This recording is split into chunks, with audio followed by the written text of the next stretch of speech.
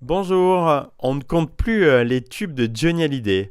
Marie, annonciateur de son album À la vie à la mort, a résolument marqué sa carrière. Retour aujourd'hui dans l'émission sur l'histoire du plus gros tube de Johnny. Oh Marie, si tu savais tout le mal que l'on me fait.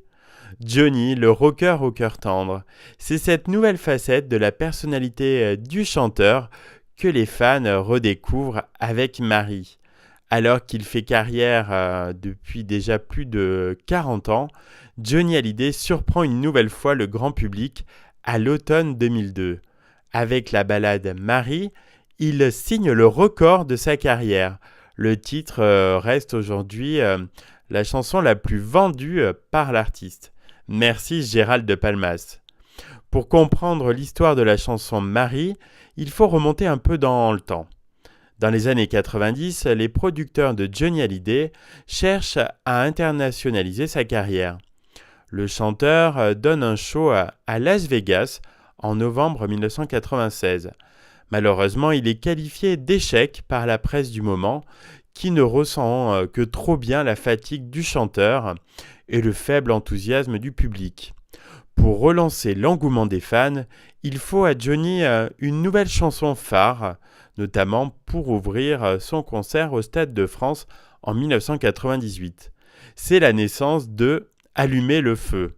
Écrit par Zazie et composé par Obispo, le titre reste durant 20 semaines consécutives dans le classement des meilleures ventes de singles en France. Peu de temps après, au début des années 2000, l'objectif de Pascal Nègre, à ce moment-là producteur de Johnny, est de trouver un successeur à Allumer le feu. Il se met en quête de petits auteurs qui ne sont pas encore très connus en France.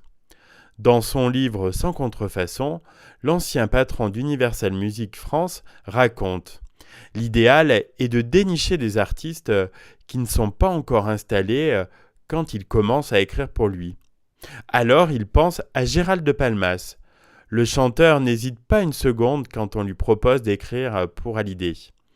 Pascal Nègre m'a demandé une chanson pour Johnny. Je n'ai pas cherché midi à 14h.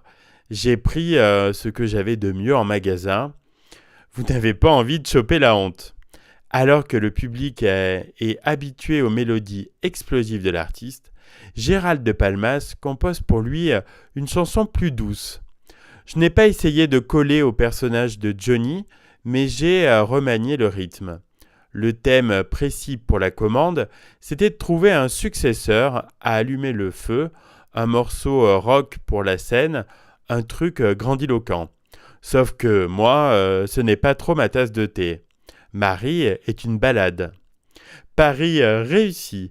À sa sortie, Marie connaît un succès retentissant, aidé par la participation du chanteur à la Star Academy. S'il est d'abord réticent à l'idée de se produire sur le plateau d'un télécrochet, le rocker se laisse finalement convaincre par Pascal Nègre. Une nouvelle fois, ça fonctionne. En participant à la demi-finale de l'émission, le chanteur atteint un public plus jeune.